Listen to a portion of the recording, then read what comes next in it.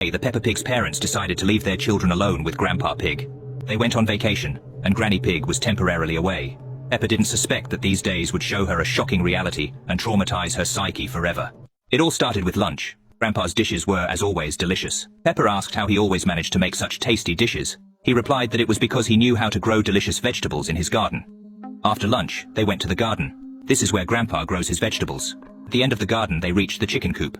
He also liked to raise chickens. And Peppa saw a strange building standing nearby. Peppa asked what was inside, but he said the kids aren't allowed to know and shouldn't go in there. They collected vegetables and returned home. They spent time together, playing with Polly Parrot and playing hide and seek. They played until the night, but Peppa kept thinking about what was inside that building. And when she went to bed, this thought wouldn't leave her. Later, when she was sure everyone was asleep, she got up very quietly and went out to the garden.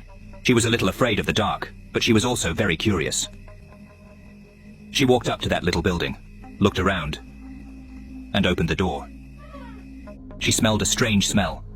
There were feathers everywhere, and it was all dirty. She saw an axe and a saw on the wall. She felt sick. She didn't understand what the room was for.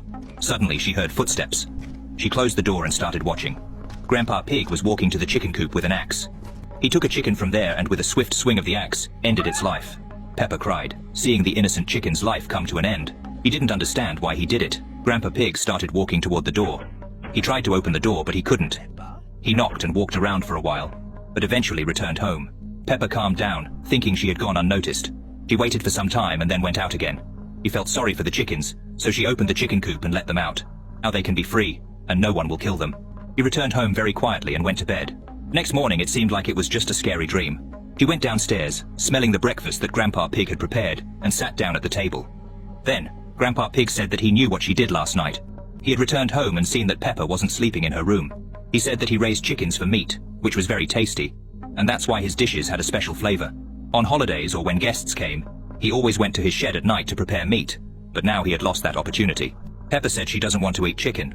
Grandpa swore that there was no chicken in this breakfast. He calmed down and started eating, and the food had a different taste. But when she finished breakfast, she saw a green feather at the bottom of the bowl. Grandpa cooked Polly Parrot for breakfast.